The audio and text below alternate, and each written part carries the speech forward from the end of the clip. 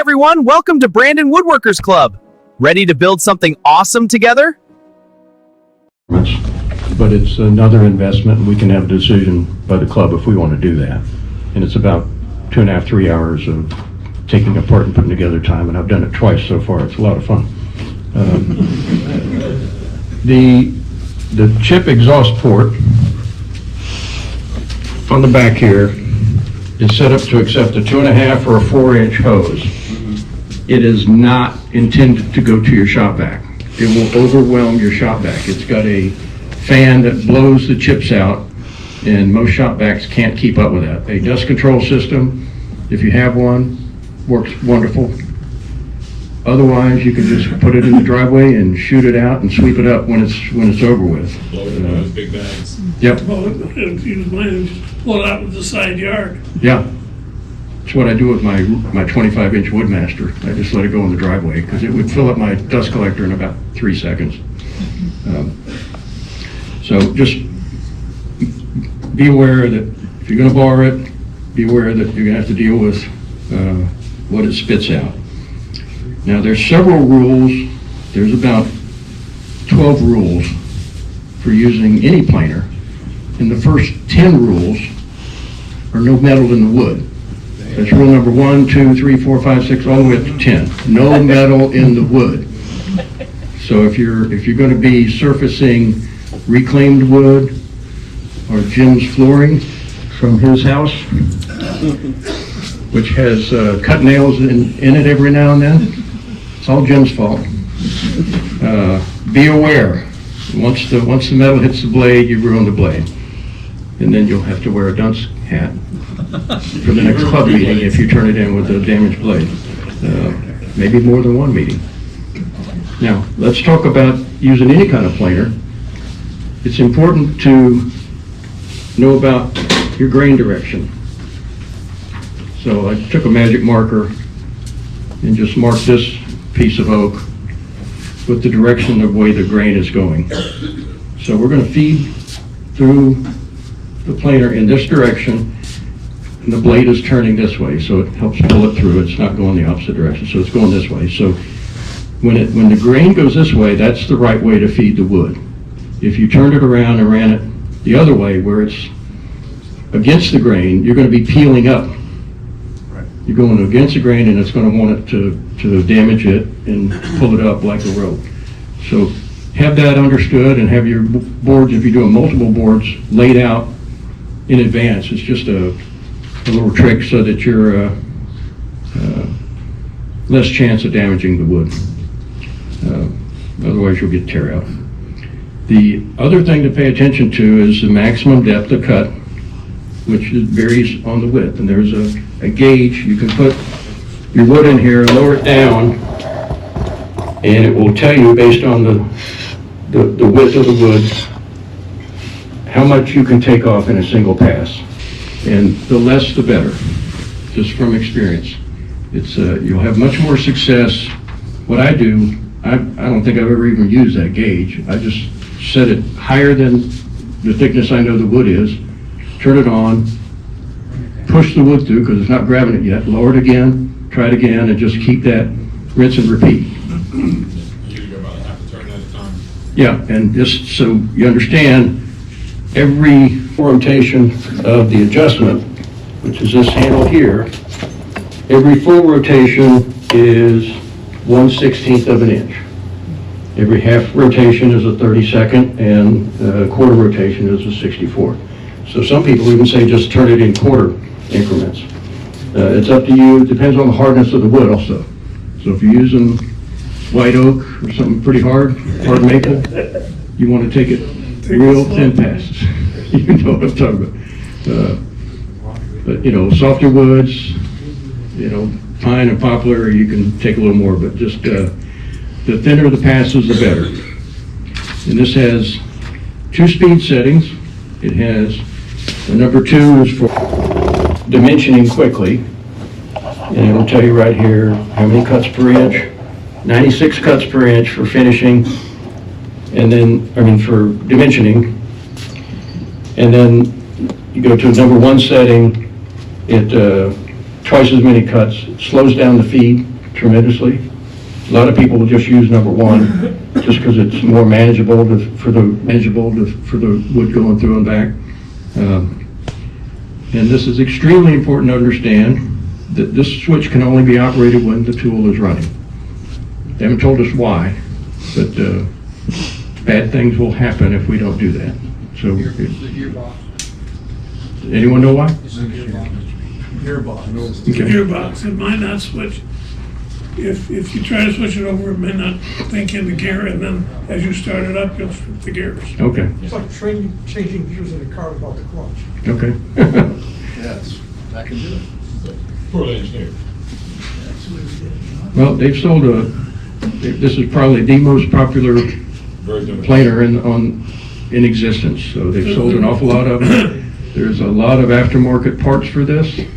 There used to be only one company that made the helical heads for it. I think now there's three, and they've come down in price significantly. So it used to be another $600 to put a helical head on. Now it's in the mid 300s.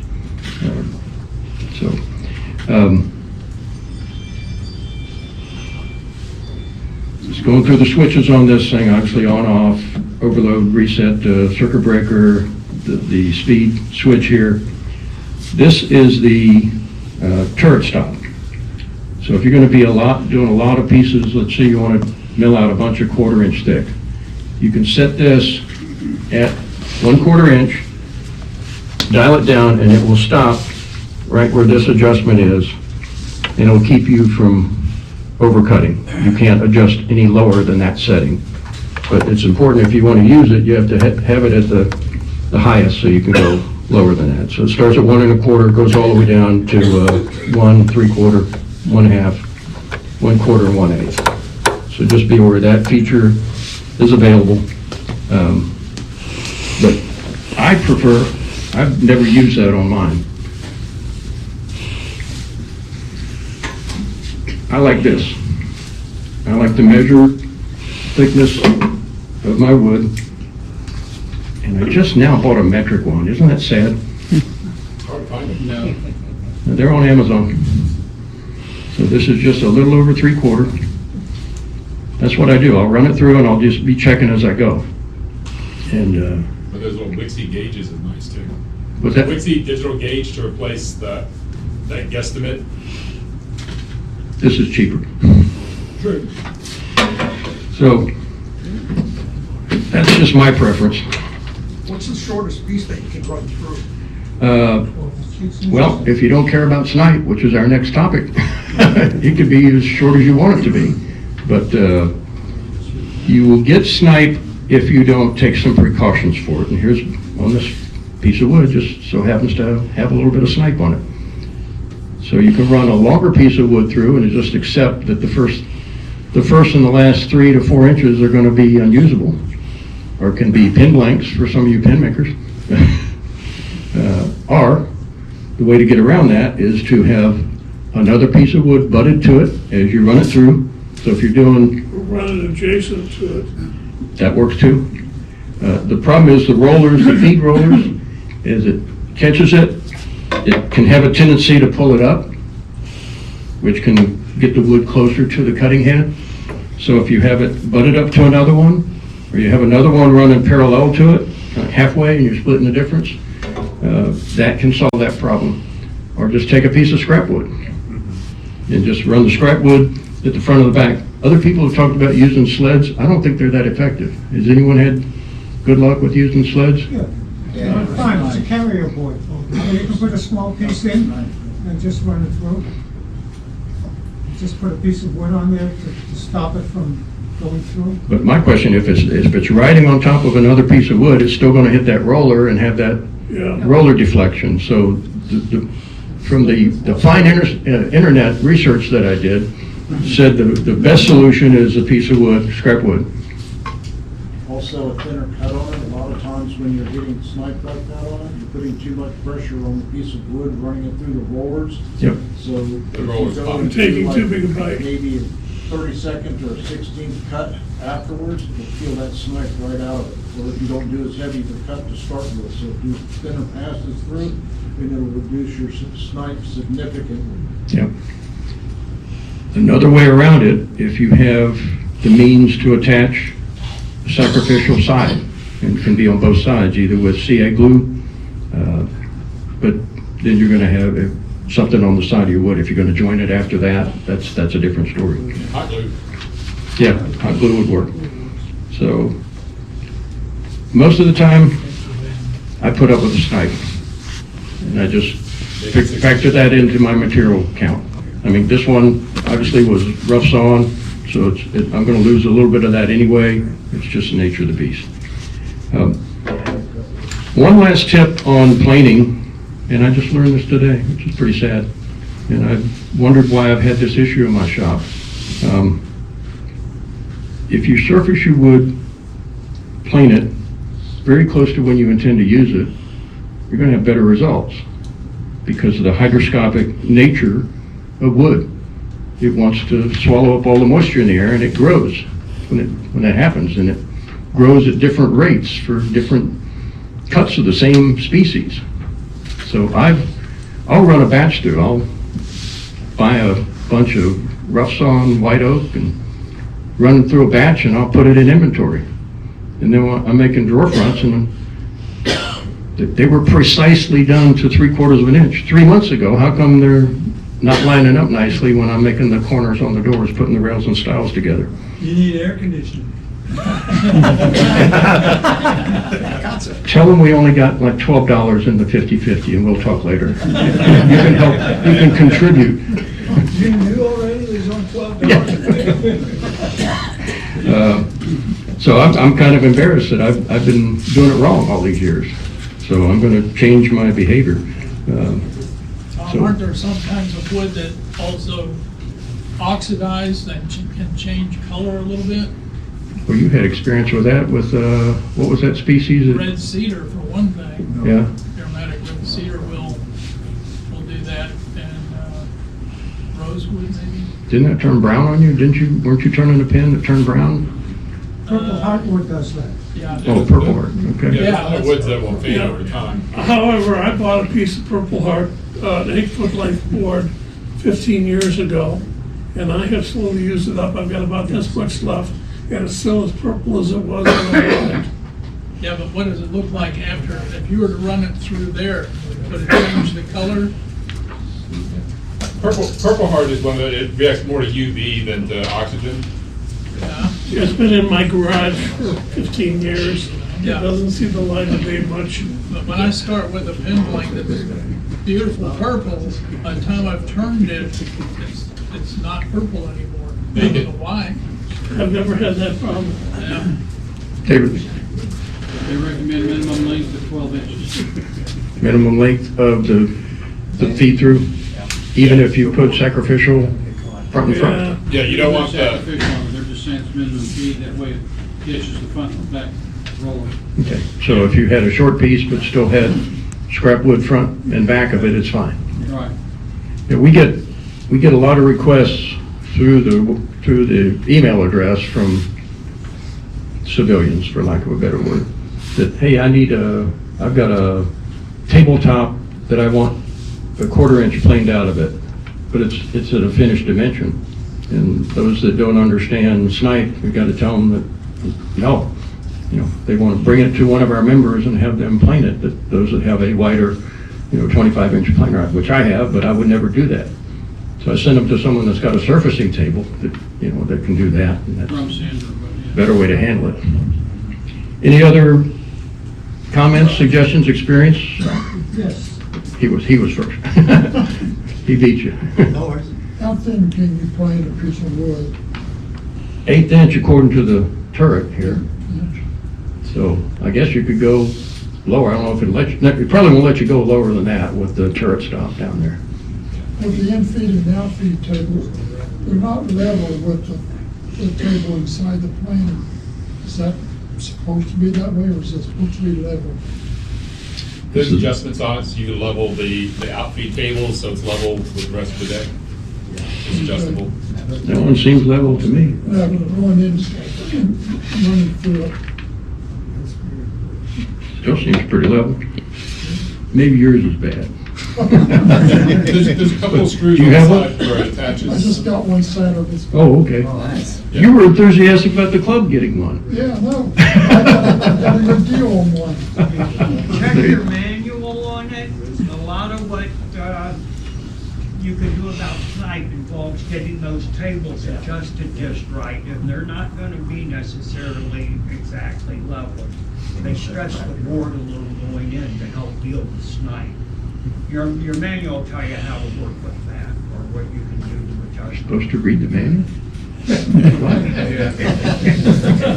when all else. The other comment, and this should be pretty obvious, the longer the wood you run through, the more critical it is that you have each end supported with rollers or... You're gonna get sniped if you run a long piece of wood that has no support. Right, absolutely.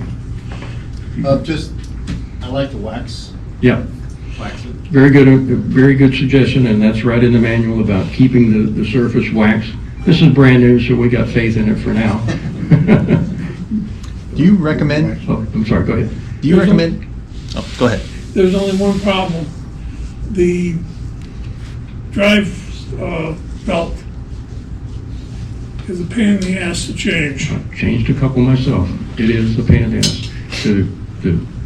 My I'm fingers are too going to fast. say the easier way to do it, but it's by no means easy, is to take the pulley off and then replace it and get the key lined up and just put it on, get the belt over the small pulley and then put the Mine's big pulley. older because you've got two little holes to put your fingers in. I got an 05 and an 07, and I've changed them on both, and you're right, it's not a fun experience. But and then when you put the helical bit on it, you got to do it all over again. So it's really a lot of fun. We had other comments? Yes. Is there a lock on this one? Is there what? A lock, A lockout. a lockout, to set the depth, when you set the depth, you lock it? Yeah, that's what the turret is right here. Well, you should use that. I mean, if you're gonna make multiple passes, it's a pain to lock it every time. Right. But if you don't, and you have a board on one side and none on the other, eventually the machine might lock, and you're gonna be out of level. And then you're gonna really have a problem with it. Well, these things don't have a problem losing their They're squares. They're square. yeah. Yeah. And it's just a nature, it's a good design that they've got with the Each chain. of those posts are geared. Right. So they all four go up and down at one time. But understand, like any tool, this is not an absolute of everything we're talking about. I just happen to have gone into secret shopper mode tonight. This is available right over there for $689.99. So $690 plus sales tax. But if you set it at 3/4, run it through and back it down to that and it stops, you better check it with one of these. That's not gonna guarantee. Because it's gonna be there. there's an adjustment on this. So you can dial it in, but like I said, I've never used it. I just run them through and check it with calipers. And if I'm using this, I'm not doing that many pieces. I set my 25-inch one up and do a bunch through that, and then watch it swell 3 months later as I didn't know what I was doing. Any other comments? Yes, sir. Do you recommend any particular brand of helical cutter head? I bought, well, I had a bad experience trying to buy a Berg when they quoted me 8 weeks, and 18 weeks later, I still didn't have any product, and they never talked to me until I contacted them every time. Oh yeah, it's another couple weeks. So I bought, I forget the brand, but it was out of Canada, Stumpy Nubs on YouTube, recommended. I bought one of those, I had it 3 days later. Okay. And Fox, not the same Fox, but Fox something. Shop box. No, it's not Shop Fox, it's Fox something, makes, the last one I bought, and you can buy it on Amazon. And it's, someone sent me an email about a discount code that you can buy it directly and save 20% off of Amazon's price. So I'll find that and forward it to those that are interested. But the helical bit, it's a game changer for this machine. It really does make it a lot smoother. Any other? Yeah, Dave? Did you talk about trying to run a piece twisted, run through it? Yeah, you're not gonna, unless this will not cure warped wood. You know, if your wood is twisted, you really need to surface one side before you can plane it out. If it's cupped like that, flip it over to where the concave side is on the bottom, and it'll take the convex side out, and that'll work. But if the board is twisted like that, it's going to come out thinner, but still twisted. There's a fix for that, that's why I asked. Tell us. Shim it. Shimming on a cradle? Well, what you do is you can take something that you know is dead flat, like a piece of engineered lumber, and then put a piece of plexiglass on it. Okay. You then lay it in there, and then you shim it. Do you hot glue it, or do you? And then you hot glue it in place. Okay, And then gotcha. the hot glue will hold it in place for one, but you can dig it off of the plexiglass, and you can run through and get your flat side and then finish planing. So just understand, if you got a badly twisted wood, you're going to lose a lot of thickness to get it flat, no matter what you're doing to it. Mark? Were you thinking of Fox PC? I was looking on that. I think that's it. I think Yeah, Fox that's it. PC, it's $359. Okay. Yeah, I bought one just a few months ago, and it went on very nice. And I read all the review comments, and I didn't have any problems with it whatsoever. And it is, if you're not mechanically inclined, don't do it. You're taking apart a pretty expensive machine, pretty complicated machine. And the fun part is that you got, how many bits are on there, Mark? It's like 13 times 4, something like that? 52? You put it on without the cutter heads. The helical heads have little tiny square cutters that are sharp on all 4 sides, so you can get lots and lots of service life by just rotating them. But it won't go through the machine with the cutter heads on. So one of the manufacturers ships them with the cutter heads already installed. So you got to take them off. You got to put it in the machine, and then you got to put them back on. So that's including the spares. They include a handful of spares. I think it's 52. I think it's 4 rows of 13. And you'll drop 3 of them inside as you're putting them on. Probably. Well, you might. All right. Anything else on the planer? Borrow it, guys. It's here for everyone. So. Thanks for watching the Brandon Woodworkers Club. Don't forget to like and subscribe for more great content. Click next for another woodworking project.